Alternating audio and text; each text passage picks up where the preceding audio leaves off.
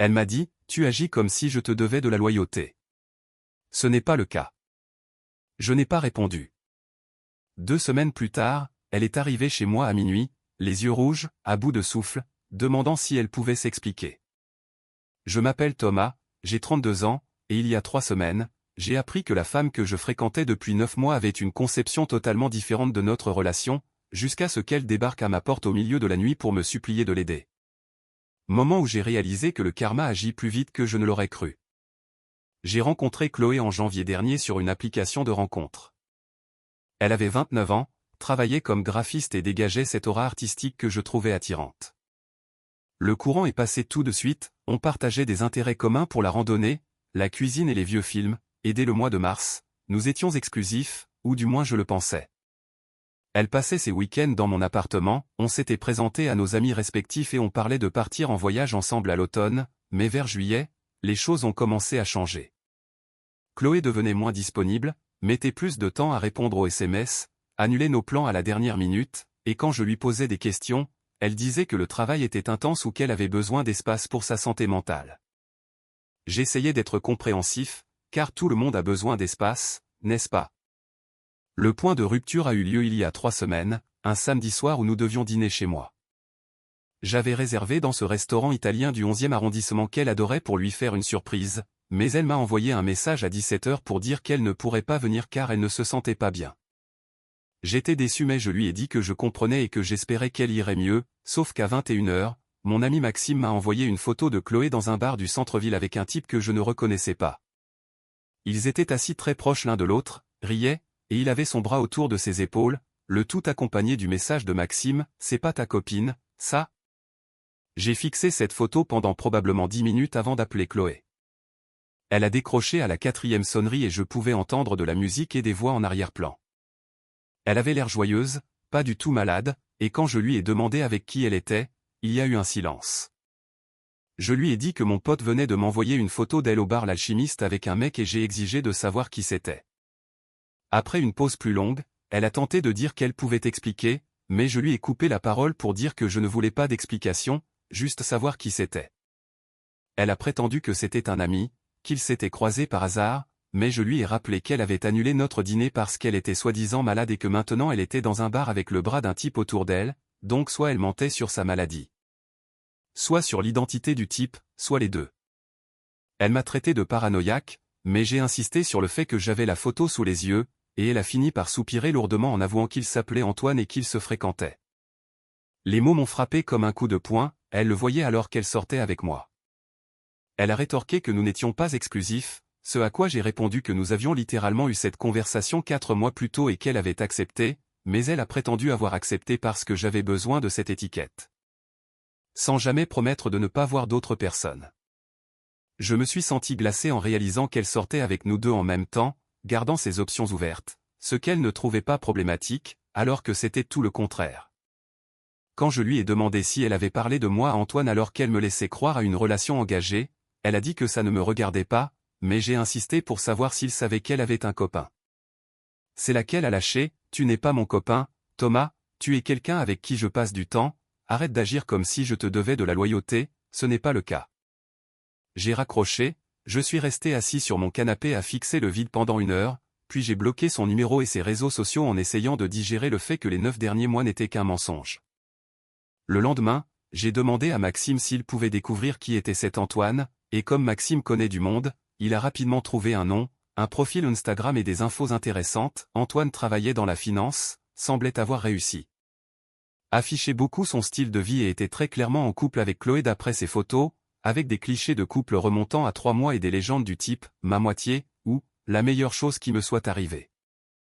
Chloé n'avait pas juste gardé ses options ouvertes, elle nous menait tous les deux en bateau en nous faisant croire que nous étions sa relation principale. Je n'ai pas contacté Antoine immédiatement, j'étais en colère et blessé, j'ai passé la semaine à me concentrer sur le boulot et à aller à la salle de sport pour ne pas penser à ma stupidité. Mise à jour 1, 1 semaine après cet appel, Antoine a posté une photo qui a attiré mon attention, une bague de fiançailles avec la légende, elle a dit oui, hâte de passer l'éternité avec toi, et Chloé était identifiée dessus.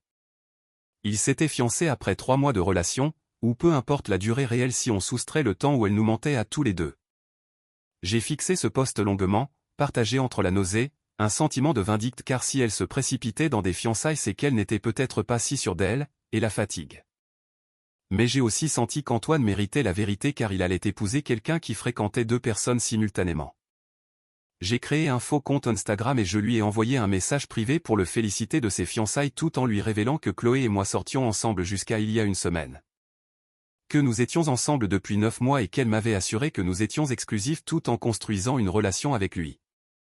J'ai ajouté que je pensais qu'il devait savoir avant d'épouser une menteuse et j'ai envoyé des captures d'écran, des messages où elle m'appelait « bébé », des photos de nous avec les dates et la conversation où elle admettait nous voir tous les deux, puis je me suis déconnecté. 2 jours plus tard, Chloé m'a appelé d'un autre numéro, j'ai failli ne pas répondre mais la curiosité l'a emporté, et elle m'a hurlé dessus, la voix tremblante de rage, demandant ce que j'avais fait. Je lui ai dit que j'avais dit la vérité à Antoine, qu'il méritait de savoir, et quand elle m'a dit que je n'en avais pas le droit, j'ai répondu que j'avais tous les droits car elle nous avait menti à tous les deux en le laissant la demander en mariage alors qu'elle était avec moi une semaine avant. Elle m'a dit qu'il annulait les fiançailles et refusait de lui parler, m'accusant d'avoir tout gâché, ce à quoi j'ai répondu qu'elle avait tout gâché elle-même en décidant de mentir. Quand je lui ai demandé si elle comptait le lui dire après le mariage ou les enfants, elle pleurait et m'a traité de vindicatif et de menteur avant que je ne bloque ce numéro aussi. Mise à jour 2, je n'ai eu aucune nouvelle pendant presque 2 semaines, puis à 23h47 un mardi, on a frappé frénétiquement à ma porte, j'ai regardé par le Judas et j'ai vu Chloé, le mascara coulant sur son visage, l'air paniqué. Contre toute logique, j'ai ouvert et elle m'a supplié de l'aider car elle ne pouvait pas expliquer sur le palier, et même si j'aurais dû dire non, elle avait l'air authentiquement terrifiée alors je l'ai laissée entrer.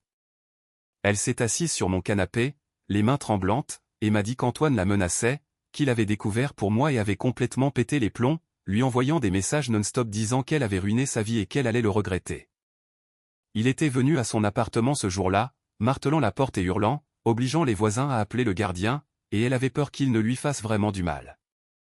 Je lui ai demandé si elle avait appelé la police, mais elle a dit qu'il penserait qu'elle surréagissait à cause de la rupture, ce à quoi j'ai répondu que c'était du harcèlement et qu'elle devait porter plainte. Elle pleurait de plus belle et a avoué qu'il y avait autre chose, me montrant sur son téléphone une conversation avec Antoine où ses messages étaient délirants, l'insultant de tous les noms, menaçant de l'humilier publiquement. Elle a ensuite remonté le fil vers des messages datant d'avant les fiançailles et mon estomac s'est noué, Antoine la menaçait déjà avant de la demander en mariage, devenant possessif, jaloux et exigeant dès qu'elle essayait de prendre ses distances. Elle m'a avoué qu'elle continuait à me voir parce qu'elle essayait de trouver comment le quitter sans déclencher sa colère, et qu'elle avait dit oui à sa demande en mariage par peur. J'ai réalisé qu'elle ne jouait pas sur 2 tableaux par plaisir mais qu'elle m'utilisait comme une porte de sortie, me mettant en danger sans me le dire, car si ce type instable avait découvert mon existence plus tôt, il aurait pu s'en prendre à moi. Je me suis levé et je lui ai dit d'aller voir la police, de montrer ses messages et d'obtenir une ordonnance de protection, mais que je ne pouvais pas l'aider moi-même. Elle m'a supplié, disant que ses amis ne la croyaient pas et pensaient qu'elle culpabilisait d'avoir trompé, et quand je lui ai demandé si elle trompait ou cherchait à s'échapper, elle a admis qu'elle ne savait pas, qu'elle m'aimait bien et qu'Antoine était effrayant. Donc elle continuait à me voir parce que je semblais sûr et normal, espérant peut-être qu'il la laisserait partir s'il savait qu'elle avait quelqu'un d'autre. Je lui ai expliqué que ce n'est pas comme ça que fonctionnent les gens dangereux, qu'on ne les rend pas jaloux pour partir, on s'enfuit et on demande de l'aide. J'ai ouvert la porte et je lui ai dit d'aller au commissariat ce soir-là, de tout montrer, puis de voir un psy pour comprendre pourquoi elle avait géré ça comme ça, mais que je ne pouvais plus être impliqué. Elle est partie l'air vaincue en s'excusant, j'ai verrouillé la porte et j'ai immédiatement prévenu Maxime au cas où Antoine ferait le lien avec moi. Mise à jour 3, le lendemain matin, un détective de police m'a appelé car Chloé était allée au poste après avoir quitté chez moi, avait déposé une main courante et donné mon nom pour corroborer son histoire. J'ai passé 1 heure au téléphone à expliquer ce que je savais, confirmant notre relation et les messages menaçants qu'elle m'avait montrés, et le détective m'a dit qu'il prenait ça au sérieux car Antoine avait déjà un antécédent avec une ex-copine.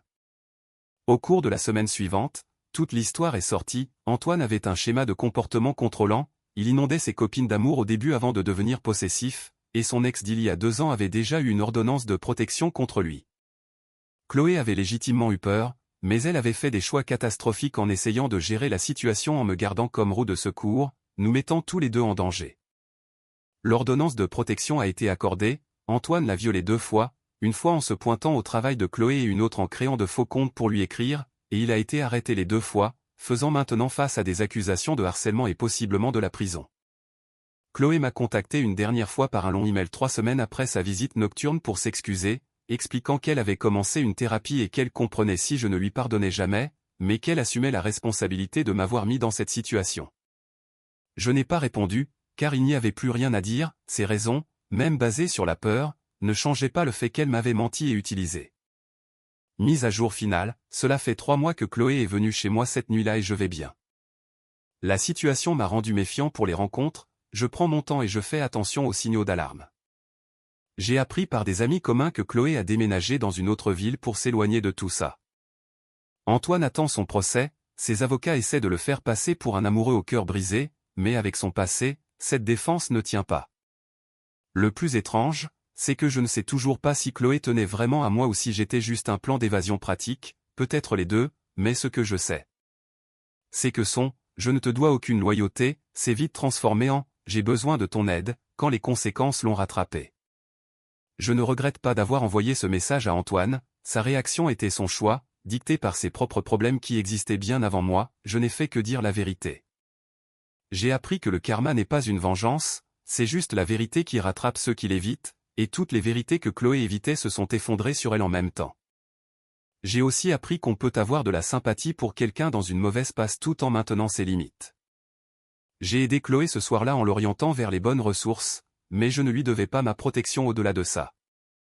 Aux dernières nouvelles, elle va mieux, elle est en sécurité et reconstruit sa vie ailleurs, et j'espère que c'est vrai car personne ne mérite de vivre dans la peur.